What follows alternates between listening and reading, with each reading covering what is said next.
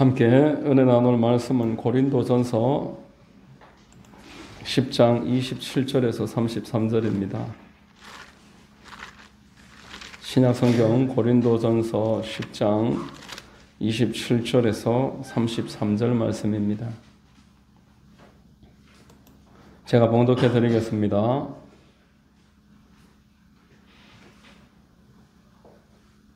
불신자 중 누가 너희를 청할 때에 너희가 가고자 하거든 너희 앞에 차려 놓은 것은 무엇이든지 양심을 위하여 묻지 말고 먹으라. 누가 너희에게 이것이 제물이라 말하거든 알게 한 자와 그 양심을 위하여 먹지 말라. 내가 말한 양심은 너희의 것이 아니요 남의 것이니 어찌하여 내 자유가 남의 양심으로 말미암아 판단을 받으리요. 만일 내가 감사함으로 참여하면 어찌하여 내가 감사하는 것에 대하여 비방을 받으리요. 그런즉 너희가 먹든지 마시든지 무엇을 하든지 다 하나님의 영광을 위하여 하라. 유대인에게나 헬라인에게나 하나님의 교회에나 거치는 자가 되지 말고 나와 같이 모든 일에 모든 사람을 기쁘게 하여 자신의 유익을 구하지 아니하고 많은 사람의 유익을 구하여 그들로 구원을 받게 하라. 아멘. 할렐루야. 아멘. 주일 오전 예배 나오신 여러분들 주님 이름으로 환영하고 축복합니다. 우리 옆에 분들과 한번 인사하겠습니다. 참 잘 오셨습니다. 참 잘 오셨습니다.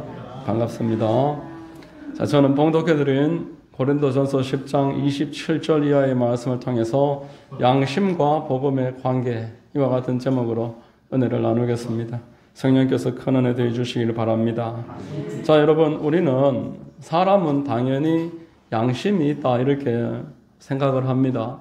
그래서 실망스럽게 여겨지는 사람을 보게 되면은 야, 저 사람 양심도 없나? 이런 말을 곧잘 듣기도 하고 하기도 하는 것입니다. 그 인간 양심에 털났네. 그렇게 말을 하는 겁니다. 왜 그렇게 말을 할까요? 사람이라면은 당연히 양심이 있을 것이다. 양심을 가지고 우리는 선과 악을 구분합니다. 짐승에게는 없는 분명한 옳고 그름의 기준이 있습니다.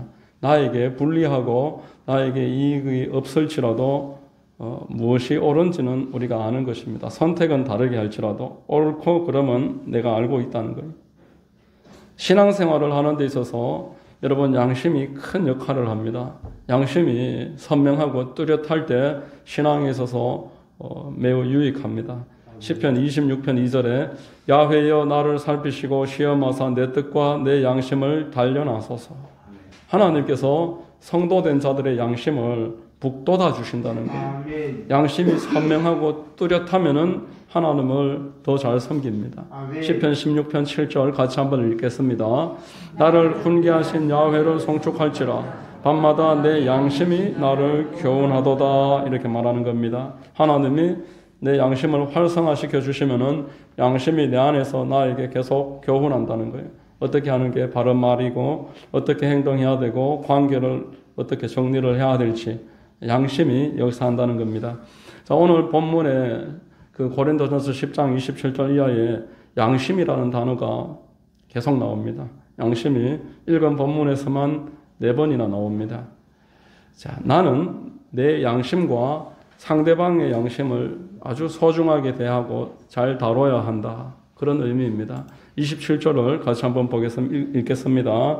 불신자 중 누가 너희를 청할 때에 너희가 가고자 하거든 너희 앞에 차려놓은 것은 무엇이든지 양심을 위하여 묻지 말고 먹으라.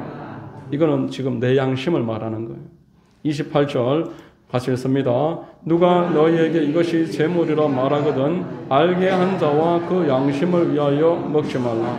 이것은 그 상대방의 양심을 말하는 거예요. 내 양심과 상대방의 양심, 이를 위해서 우리는 소홀히 하지 말아야 한다. 29절은 그것을 이야기를 하고 있습니다. 자, 여러분, 양심은 우리가 무언가를 분별하기 위해서 내 삶의 첫 번째 관문입니다. 내가 양심 통해서 무언가를 선택을 하고 결정을 하게 된다. 그런 뜻입니다. 우리 음식을 먹을 때에 여러분 뭔가 입속으로 들어오면은 어떻습니까? 이상하다. 냄새가 이상하다. 또 맛이 이상하다. 뭐가 왜 잘못된지는 모르지만 내가 그것을 먹으면 아는 거예요.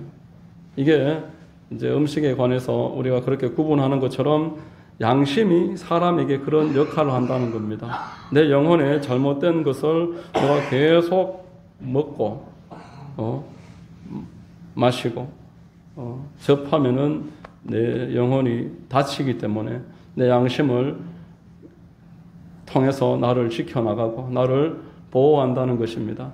여러분, 양심이라고 번역된 헬라어가 슈네이데시스라는 단어입니다. 슈네이데시스라는 이 단어는 다른 번역에서는 의식이다 이렇게도 번역을 합니다. 사람이 가지고 있는 이 판단력을 말하는 겁니다. 이성이다 이렇게도 볼 수 있습니다.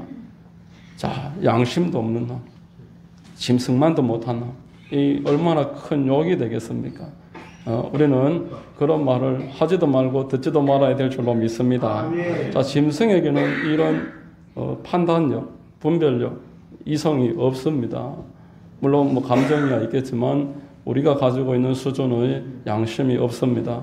사람에게 이 양심이 어디서 왔을까요? 우리가 어디서 이런 양심을 가지고서 세상에서 구분될까요? 짐승과 다르게. 하나님이 사람을 만드실 때 만물의 영장으로 세우시기 위해서 그에게 양심을 주셨습니다. 아멘. 창세기 1장 27절에 하나님이 자기 형상 곧 하나님의 형상대로 사람을 창조하시되 남자와 여자를 창조하시고 이렇게 말합니다. 하나님의 형상, 그러니까 이 형상이라는 히브리어의 의미는 그림자라는 뜻입니다. 사람에게는 여러분 하나님이 가지고 계시는 어떤 속성이 있습니다. 하나님이 가지고 계신 속성 중에 우리에게 불가능한 전지전능하심, 무소부재하심 이러한 속성은 우리에게 없지만 하나님이 가지고 계신 이성과 관련해서는 우리에게도 있습니다. 그래서 우리에게 하나님의 그림자가 나타난다. 사람을 보면서 이 세상에 하나님이 계시구나 생각해 볼 수 있다라는 겁니다. 자, 이 자기 형상, 이게 이성입니다. 이성, 지정의 양심, 이것을 포함하는 것입니다. 창세기 1장 28절 같이 한번 읽겠습니다. 하나님이 그들에게 복을 주시며 하나님이 그들에게 이르시되 생육하고 번성하여 땅에 충만하라. 땅을 정복하라. 바다의 물고기와 하늘의 새와 땅에 움직이는 모든 생물을 다스리라 하시니라. 자, 사람이 무슨 능력으로 이 세상을 다스릴 수 있습니까? 동물하고 비교해 보면은 우리가 다스릴 만한 능력이 없습니다. 여러분, 동물에게는 파워가 있습니다. 스피드가 있습니다. 번식력이 어마어마합니다. 새끼를 한 번에 막 5, 7씩 놓고 그 새끼가 한 1년 지나면은 다 커버립니다. 번식력을 우리가 따라갈 수가 없어요.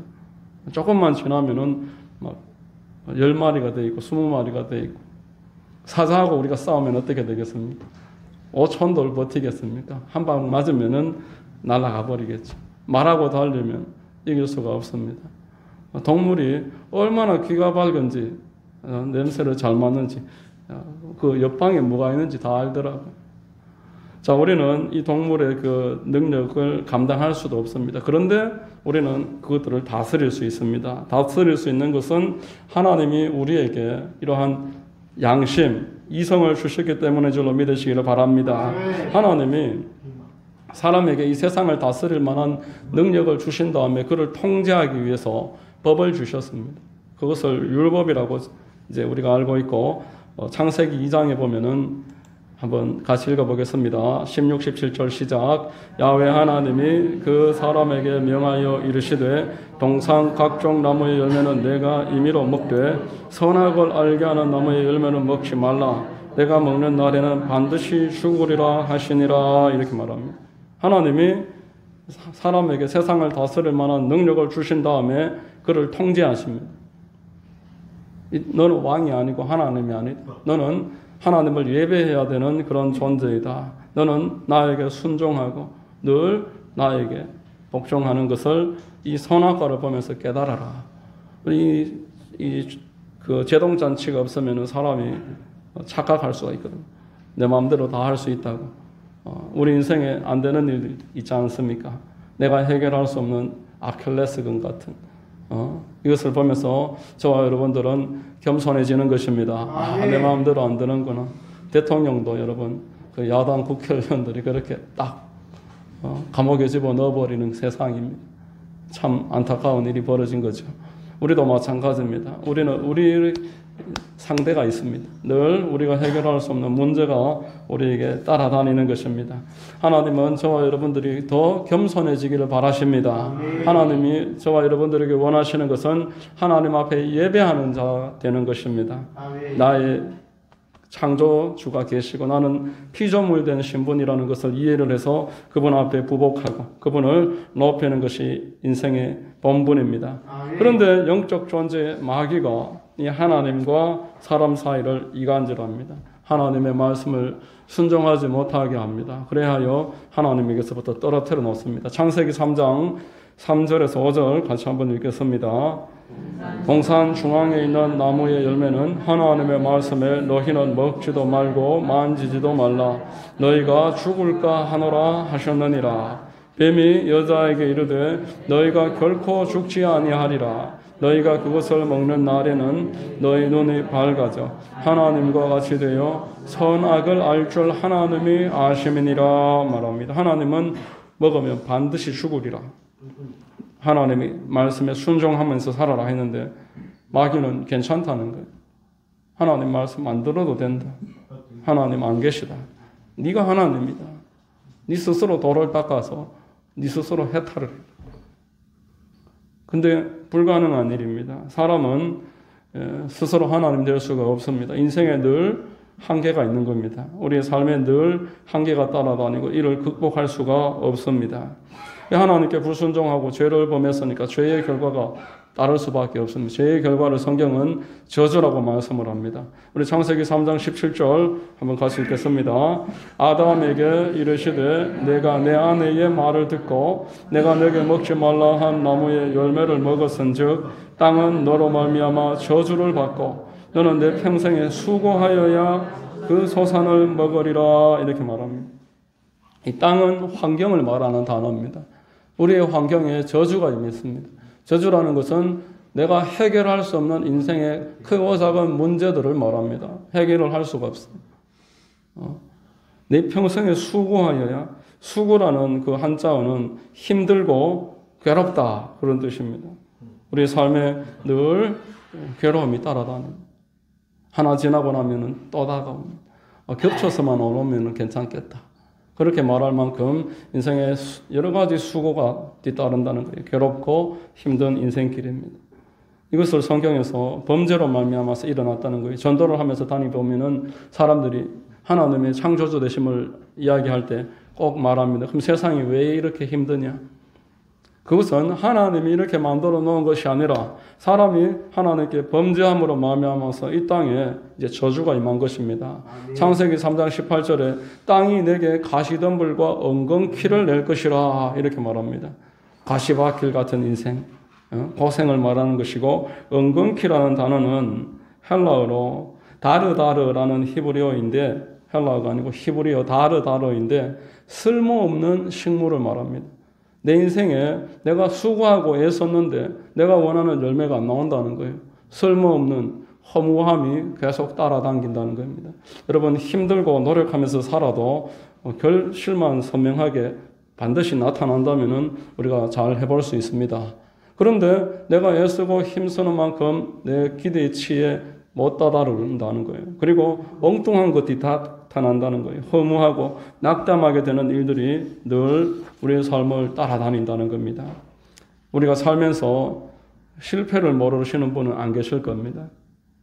인간관계의 실패, 사업의 실패, 사랑을 실패하고 이러한 실패, 배신 이런 일들이 따라다닌다는 것을 가시덤불과 엉겅퀴가 날 것이다. 그런 의미입니다. 창세기 3장 19절에 내가 흙으로 돌아갈 때까지 얼굴에 땀을 흘려야 먹을 것을 먹으리니 내가 그것에서 취함을 입었음이라. 너는 흙이니 흙으로 돌아갈 것이니라 이렇게 말씀하고 있습니다. 흙으로 돌아간다. 이것은 죽음을 말합니다. 여러분, 우리가 죽음을 사람이 두려워합니다. 일생을 우리가 두려워하면서 종로로 가는 것은 우리에게 죽음이 시시각각 다가오고 내 주변의 사람들이 죽어가는 것을 내가 경험하기 때문입니다. 그냥 죽는 것이 아니라 노화가 찾아오고 질병이 찾아오고 장애가 찾아오고 온갖 아픔 가운데서 사람이 서서히 죽어가는 것을 우리가 알기 때문에 나도 모를 내 마음에 불안함이 있고 걱정이 있고 허무함, 우울함, 무기력함 이런 것들이 우리를 따라다닌다는 것입니다. 자, 여러분, 성경의 로마서에 말씀하시기를 죄의 삭은 사망이라 말씀했습니다. 자, 여러분, 죄로 말미암아서 방금 말씀드린 내용은 환경에 국한된 저주를 말씀드렸습니다. 우리가 영생을 한다는 관점에서 영벌을 비교했을 때 이 환경에서 당하는 이 저주는 아주 작은 한 부분에 불과합니다. 지옥불에 들어가서 영원한 고통을 당할 것까지도 포함할 때 죄로 말미암아서 저주를 받았다는 것, 이것이 얼마나 무시무시한 것인지 우리가 생각해 볼 수가 있는 것입니다. 이러한 사람들에게 무슨 소망이 있을까요? 여러분, 이 땅에 우리가 어디에서 소망을 찾을 수가 있겠습니까? 소망을 찾아볼 수가 없습니다. 그러나 우리가 복음을 자랑할 수 있고 기뻐하고 여기에서 소망을 찾을 수 있는 것은 이 복음으로 말미암아서 우리의 죄를 하나님이 속량하셨다라고 말씀을 하기 때문입니다.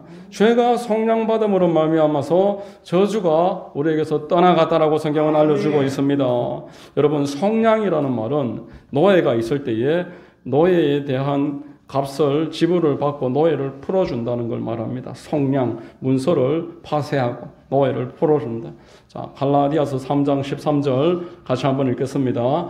그리스도께서 우리를 위하여 저주를 받은 바 되사 율법의 저주에서 우리를 속량하셨으니 기록된 바 나무에 달린 자마다 저주 아래에 있는 자라 하였음이라. 이렇게 말합니다. 저와 여러분이 받아야 될 죄에 대한 대가를 하나님이 예수 그리스도의 십자가에 매다심으로 말미암아서 완전하게 속량하신 줄 믿으시기를 주의 이름으로 축원합니다.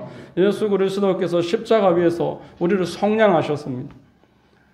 요한복음의 19장 30절에 예수께서 말씀하시되 운명하시면서 다 이루었다. 다 이루었다. 속량을 완성했다 선언을 했던 것입니다. 여러분, 누구도 대신해 줄 수 없는 일입니다. 하나님만이 하실 수 있는 일인 줄 믿으시기를 축복합니다.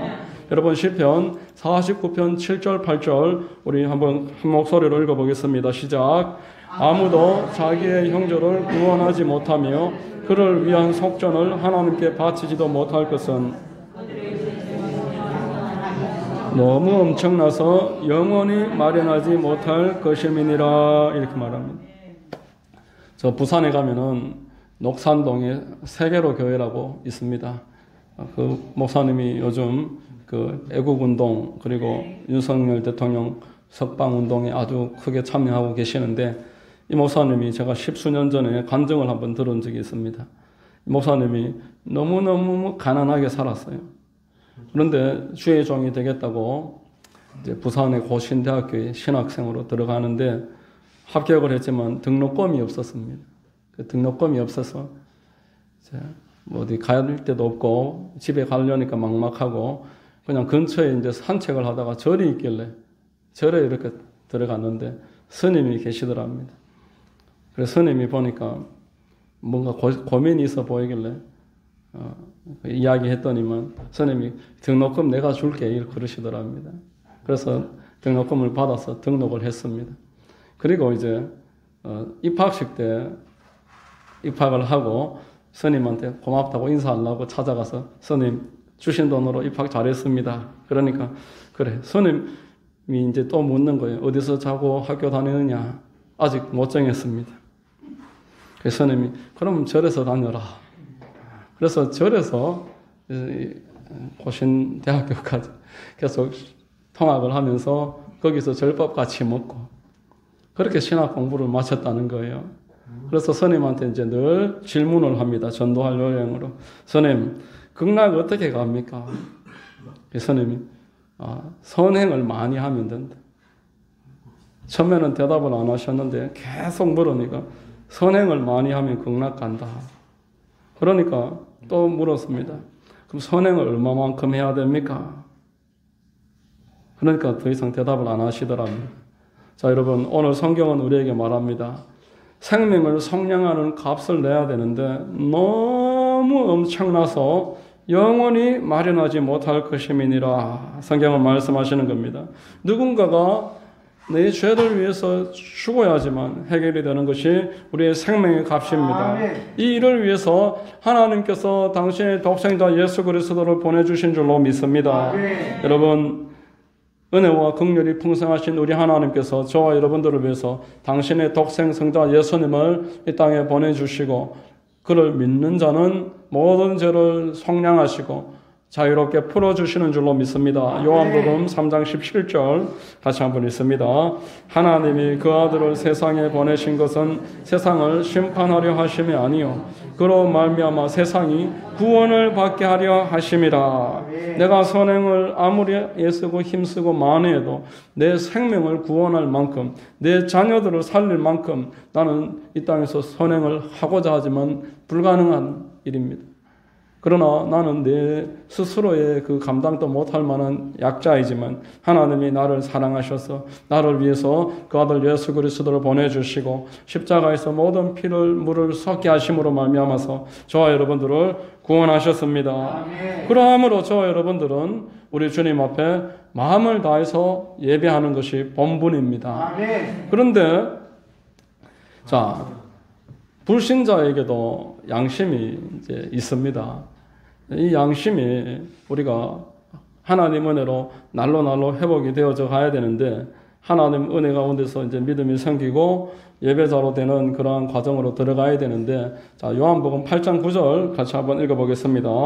그들이 이 말씀을 듣고 양심의 가책을 느껴 어른으로 시작하여 젊은이까지 하나씩 나가고 오직 예수와 그 가운데 서는 여자만 남았더라. 이제 양심이 하나님 은혜로 점점 활성화되기 전에 예수님의 그 은혜 가운데서 변화되기 시작할 때 양심이 역사를 하는 거예요. 양심을 통해서 우리는 이제 말씀을 듣고 판단을 합니다. 내 힘으로 내가 나를 구원할 수 없구나. 나의 죄는 하루에 짓는 죄만으로도 내 영혼을 구원하기에 부족하구나. 내가 남을 정죄하기에는 내 죄가 너무 크구나. 내 양심이 나를 똑바로 깨닫게 만들어주는 겁니다. 돌 없는 자가 그 간음한 여자를 돌로 쳐라 할 때 사람들은 양심의 가책을 느끼고 들고 있던 돌을 내려놓고 흩어졌습니다.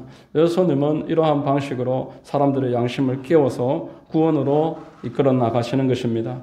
여러분, 우리는 내 스스로에 대해서 분명하게 깨달아야 됩니다. 내가 돌을 닦고 내가 선을 해서 선이 많이 쌓이면은 나와 내 주변을 살릴 수 있을 것이다. 그러나 성경은 우리는 하루에만 내 영혼을 멸망할 수밖에 없을 그런 죄들을 날마다 짓고 있다고 우리를 선명하게 정죄합니다. 10계명의 제 10계명 마지막 계명만 보더라도 남의 것을 탐내지 말라.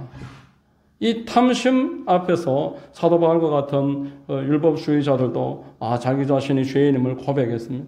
우리가 어떻게 탐심을 버리겠습니까? 남과 나를 비교하는 마음을 어떻게 버리겠습니까? 다른 사람의 것을 보고 부러워하는 마음을 어떻게 버리겠습니까? 시기하고 질투하고 내 마음에 염려 근심을 가지는 걸 어떻게 포기할 수 있겠느냐 말입니다. 이게 다 탐심의 결과입니다. 자, 이제 복음 안에서 내 죄가 용서함을 받았습니다.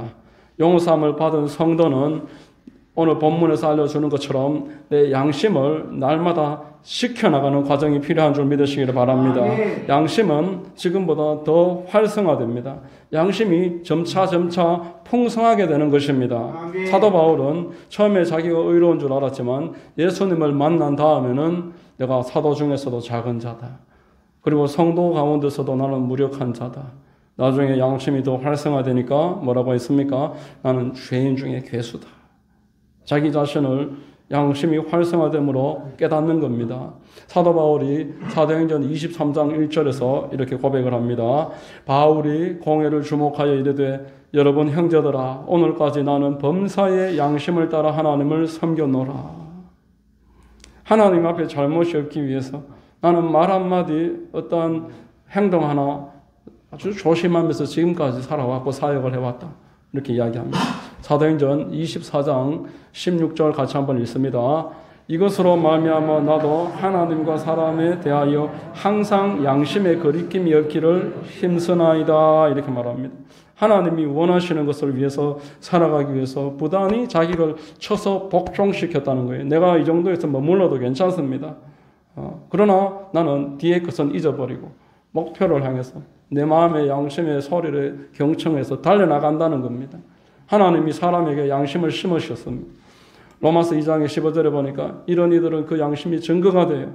그 생각들이 서로 혹은 고발하며 혹은 변명하여 그 마음에 새긴 율법의 행위를 나타내느니라. 내 마음이 하나님의 율법에 대해서 굳이 이 문자 하나하나를 다 외우고 있는 그런 상태로 아는 것은 아니지만 안다는 거예요. 내 어떤 행동을 하든 양심은 나에게 소리칩니다. 그런데 문제가 있습니다. 오늘 본문에서 왜 양심을 조심해라고 할까요? 이 양심은 활성화되기도 하지만 점점 죽어가는 거예요. 관리하지 않으면. 양심을 소중하게 다루지 않는 사람은 그 양심이 어느 순간 약해지고 더러워지고 화인맞게 됩니다. 무감각해지는 거예요.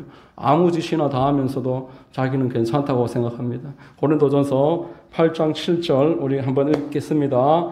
어떤 이들은 지금까지 우상에 대한 습관이 있어 우상의 제물로 알고 먹는 거로 그들의 양심이 약하여지고 더러워지느니라 말합니다. 여러분, 우상은 아무것도 안 합니다. 이 세상에 우상은 없습니다. 그러나 이런 영적 지식이 부족한 상태에서 우상의 제물이 먹으면 안 된다는 그런 생각을 가지고 있는데 이웃집에 초청을 받아서 갔더니만 우상 제사 지내고 음식 주면서 같이 나눠 먹자고 하는데 먹기 싫은데 그 사람 눈치를 보니까 안 먹으면 섭섭해할 것 같아서 또 절 안 하면은 시어머니나 시부모님이나 그 시댁 식구들한테 한 소리 들을 것 같아서 눈 딱 감고 하는 척만 하는 거예요. 무릎 꿇고 고개는 안 숙였다 그러고 그런 식으로 척만 하는 거. 양심이 점점 약해집니다. 양심이 힘을 잃어버립니다. 하나님의 말씀을 이러한데 그런데 알면서 안 지키는 거 그것들이 내 양심을 무력하게 만듭니다. 점점 더 악해집니다. 영적 지식은 그래서 지켜야 되는 줄 믿으시기를 바랍니다. 하나님이 내 마음에 감동 줄 때 내가 그걸 따라야 되는 것입니다. 그래야 양심이 살고 그렇지 않으면 양심이 죽어버려요. 28절 29절 오늘 본문 같이 읽습니다. 누가 너희에게 이것이 제물이라 말하거든 알게 한 자와 그 양심을 위해서 먹지 말라. 내가 말한 양심은 너희의 것이 아니요 남의 것이니 어찌하여 내 자유가 남의 양심으로 말미암아 판단을 받으리요. 내 양심은 내가 지키는데 내가 만약에 자유롭게 행동을 하는데 만약에 그 사람은 그런 영적 지식이 지금 없단 말입니다. 근데 나는 어쩔 수 없이 먹었어요. 그러면서 목사님도 드세요 했는데 그 사람이 내가 만약에 먹으면 실족합니다. 목사가 어떻게 저럴 수 있을까? 그러면은 하지 말라는 거예요. 그 사람의 양심을 내가 보호해야 할 책임이 있는 것입니다. 우리가 공동체 안에서 나는 괜찮다. 그런데 상대방은 만약에 내가 그렇게 행동하는 것을 보면은 양심의 가책 그리고 나에 대한 선입견 어떤 잘못된 신앙적인 마이너스의 역사가 나타날 수 있겠다. 그러면은 나는 자유롭지만 안 해도 되는데 그래도 그 사람 때문에 한다는 것입니다. 여러분 양심은 우리가 하나님의 나라를 세워나가는 데 있어서 매우 중요합니다. 이 양심이 점점 무기력해지면은 그 사람의 신앙은 파산하게 됩니다. 여러분 그러한 타협을 계속해 나가다 보면은 여러분의 믿음은 완전히 없어져 버립니다. 디모데전서 1장 19절에 믿음과 착한 양심을 가지라. 어떤 이들은 이 양심을 버렸고 그 믿음에 관하여 파선하였느니라 말하는 것입니다. 믿음의 파선이 일어납니다. 자, 디모데전서 4장 2절 같이 읽습니다. 자기 양심이 화인을 맞아서 외식함으로 거짓말하는 자들이 외식한다. 밖에서는 이렇게 행동하고 안에서는 다른데 이것에 대해서도 양심의 거리낌도 이제 안 느낀다는 거예요. 남이 볼 때만 기도하고 남이 볼 때만 구제하고 또 밖에서는 할 수 없는 행동을 집에서는 하고 남의 물건을 훔치고 거짓말하고 이런 행동을 이제 하면서 예전에는 이게 양심의 가책이 됐는데 이제 양심의 가책도 안 느끼는 상태가 돼버린다는 겁니다. 저 여러분들은 우리의 양심을 지켜야 되는 것입니다. 여러분 우리는 우리 양심을 소중하게 알고 날마다 내 양심과 우리 성도들의 양심을 지켜야 됩니다. 그 방법이 오늘 본문의 31절에 그런즉 너희가 먹든지 마시든지 무엇을 하든지 다 하나님의 영광을 위해서 하라 말합니다. 하나님의 영광을 위해서 이런 목표를 가지고 내 양심과 우리 공동체의 양심을 지켜야 되는 것입니다.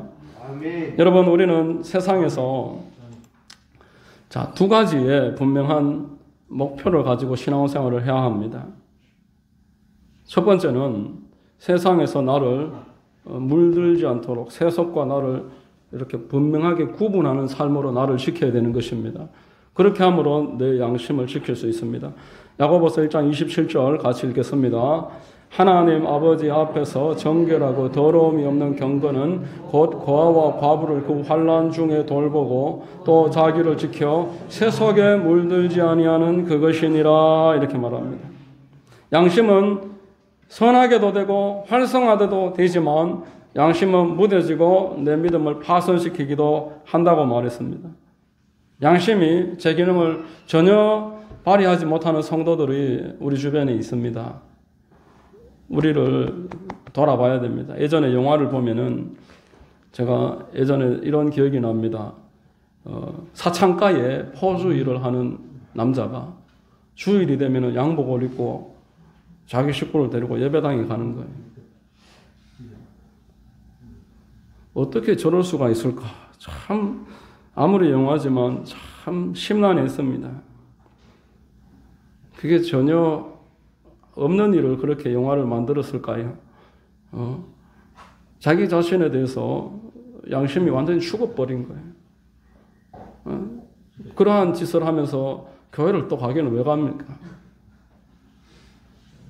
예전에 투캅스라는 영화가 있었어요. 안성기 씨하고 박중훈인가 이렇게 두 사람이 형사로 나오는데 안성기 씨가 얼마나 능수능란하게 남의 뇌물을 잘 땡기는지 막 어떤 업소에 들어가면은 봉투 하나 안 받아 나오면 그날은 섭섭해서 잠을 못 자는 사람입니다.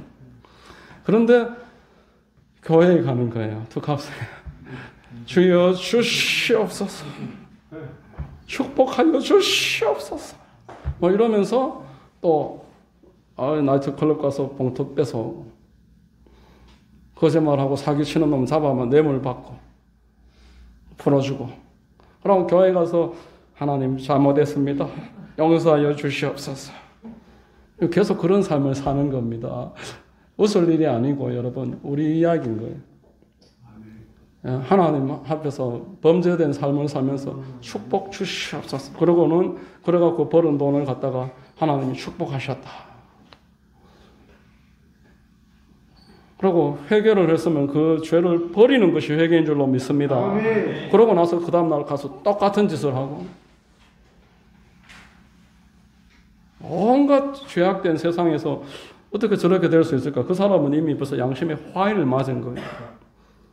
여러분, 우리 현실에서 이런 일들이 없습니까? 목회자들이나 장로님들이 교회의 재정을 횡령하는 사건들, 성추문이 일어나고 있어요, 교회에서. 그래서 신실한 성도들이 낙담합니다. 교회를 안 나가는 거예요. 어디 가야 될지 모르겠다 그러면서 안 나가는 거예요. 그리고 전도의 문이 완전 막혀버립니다. 자, 우리가 왜 교회 안에서 이런 일이 있을까요? 성도들이 그러한 극단적인 이야기는 아닐지라도 왜 교회 안에서 처음에 초신자 때는 못했던 말과 행동을 하면서 살아갈까요? 온갖 음담패설의 지저분한 이야기들 남 수근수근 비방하고 교회 밖에 서서 사람들이 볼 때 부끄러운 그런 일들, 초신자들이 볼 때 저분은 담대하구나. 남의 욕을 저렇게도 잘하시는구나. 왜 저렇게 담대해졌을까요? 여러분, 양심을 지키지 않아서 그런 것입니다. 나와 내 주변 사람들의 양심이 소중한 줄 모르고 용서 받으면 되지, 회개하면 되지 그러면서 똑같은 일을 한 번 하다가 이제 두 번 하고 나중에는 양심의 가책도 안 여기는 상태가 되어버리는 것. 그것이 이런 일들이 일어나는 이유입니다. 처음부터 그럴 리는 없죠. 교회 중직자들이 그런 일을 처음부터 할 수는 없었을 겁니다. 그러나 서서히 양심이 마비되어 버렸습니다. 자, 여러분, 우리가 하나님의 영광을 위해서 이런 내 자신을 지키는 것, 소극적으로 나를 지키는 것, 또 적극적으로는 하나님의 나를 세우는 일을 해야 됩니다. 오늘 우리 33절까지 읽었는데 33절과 이어서 11장 1절은 사실상 한 단락입니다. 11장 1절, 내가 그리스도를 본받는 자가 된 것 같이 너희는 나를 본받는 자가 되라. 자, 우리가 하나님의 영광을 위해서 살아가기 위해서 사도 바울은 내가 그리스도를 본받은 자가 된 것처럼 너희도 나를 본받는 자가 되라. 그래 하면은 양심을 지킬 수가 있고 전체의 유익을 구할 수가 있다. 자, 우리 주 예수 그리스도께서는 이 땅에 복음 전하러 오신 분이신 줄로 믿습니다. 마가복음 1장 35절에서 39절까지 같이 한번 읽겠습니다. 새벽 아직도 밝기 전에 예수께서 일어나 나가 한적한 곳으로 가사 거기서 전도하시더니 시몬과 및 그와 함께 있는 자들이 예수의 뒤를 따라가 만나서 이르되 모든 사람이 주를 찾나이다. 이르시되 우리가 다른 가까운 마을들로 가자. 거기서도 내가 전도하리니 내가 이를 위하여 왔노라 하시고 이에 온 갈릴리를 다니시며 그들의 여러 회당에서 전도하시고 또 귀신들을 내쫓으시더라 말합니다. 우리가 예수님을 따라가는 제자들이라면은 예수님이 했던 행동을 바울이 따라갔던 것처럼 우리 또한 그 일을 위해서 함께 참여해야 되는 줄 믿습니다. 예수님의 마지막 유언도 오직 성령 충만 받아서 오직 복음 증거하라. 이 일이 예수님의 유언이셨습니다. 사도들은 함께 모여서 성령 충만 받기에 힘썼고 그리고 복음을 전파했습니다. 사도 바울은 가는 곳곳마다 합당한 사람들을 찾아내서 그 사람 집에서 그 사람 주변 사람들을 중심으로 교회를 세워나가는 일을 했던 것입니다. 저와 여러분들은 늘 만나는 사람들을 유심히 보고 이 사람이 예수 믿는 사람인가? 복음의 어떤 부분이 취약한지 이 사람이 지금 가지고 있는 영적인 어떠한 문제가 있고 정서적인 환경적인 무엇이 지금 복음으로 이에게 사람에게 감동이 되고 받아들여질지를 잘 분별을 해서 찾아보고 말을 해보는 거예요. 복음 듣는 자리로 함께 가보자. 말을 하는 것입니다. 그리고 약속 장소와 그 복음 듣는 그 시간에 그 사람을 데려오는 것. 이게 초대교회가 세운 복음 전도의 방법입니다. 여러분 누가 오기를 계속 기다리고 있는 것. 이건 성경에서 말하는 방법이 아닙니다. 겉은 멀쩡해 보여도 그 사람의 마음에는 고통이 있고 눈물이 있고 아픔이 있고 해결할 수 없는 인생의 한계가 있을 때 그에게 지푸라기라도 한번 잡아보는 마음으로 교회로 갈 수 있도록 복음을 듣는 자리로 인도할 수 있도록 우리가 적극적으로 나서야 됩니다. 그 사람에게 우상 숭배하는 자들이 야 전보로 한번 가보자. 영한 점쟁이 하나 있는데 가보자. 그러면은 이제 지금 힘드니까 그만두고 따라가면은 거기에 매여 들어가는 거예요. 우리 또한 복음이 필요한 사람들 찾아보고 말해보고 복음을 듣는 자리를 계속 교회에서 만들어 가고 있습니다. 목요일이나 토요일이나 어제도 오후 2시에 시장에 가서 복음을 전하는데 사람들이 마음이 많이 열렸어요. 저는 그 권사님 이름도 몰라요. 그 데리고 오시는 분들도 이름도 모릅니다. 그런데 늘 3번, 4번씩 앉아 계시면 복음을 전하고 제가 하나님께 기도합니다. 1월 첫 주부터 여기서 계속 복음 전했는데 연말까지 매주 오면은 여기서 어떤 일이 일어날지 표적을 주시옵소서 하나님께 간절하게 기도하고 있습니다. 우리는 성령 충만 받아서 회심자를 달라고 기도했던 그 조지 밀러를 본받아서 한 영혼이 천하보다 귀한데 영혼이 멸망당하는 그 사람을 우리가 가족이고 이웃이라면 어떻게 내버려 놓겠습니까? 우리 주변에 굶고 굶주리고 있는 사람 보고도 도움의 손길을 내밀어야 되는데 영원한 멸망 속에 들어가는 그 이웃과 가족과 내 친척들, 내 사랑하는 동무들 어찌 우리가 방관하고 내버려 놓겠냐는 것입니다. 복음 듣는 곳으로 가자고 말해보고 복음 듣는 곳으로 데려와야 될 줄 믿습니다. 여러분, 저와 여러분들에게는 이 모든 일을 위해서 성령 충만함을 받아야 되고, 이를 잘 감당하는 자에게 하나님께서 금생과 내세에 100배로 갚으시겠다 말씀하시는 것 믿고 복음 사역에 동참해야 되는 줄로 믿습니다. 여러분 모두에게 이 양심이 활성화돼서 어떻게 하는 게 하나님을 기쁘시게 해드리는 일인지 성경은 명백하게 말을 하고 있고, 교회를 통해서 지금 계속 여러분들을 독려하고 있습니다. 여러분들이 이 일에 참여함으로 양심이 더 활성화되고 여러분들을 통해서 하나님의 나라가 세워지는 축복이 있으시기를 주의 이름으로 축원합니다. 기도하겠습니다. 하나님 아버지 감사합니다. 오늘 말씀을 통해서 참으로 우리가 내 양심을 지켜야 함을 깨닫게 하시니 감사합니다. 양심이 활성화되어서 하나님을 사랑하고 하나님의 말씀을 불순종하지 않는, 순종할 수밖에 없는 그런 착한 마음 되게 하시고 하나님을 기쁘시게 하여 이 땅에서 나를 지키고 세속에 물들지 않게 하시고, 또한 복음 증거하는 일에 귀하게 쓰임받도록 날마다 인도하여 주시옵소서. 주님만 높임받아 주시옵소서. 예수님 이름으로 기도드립니다. 아멘.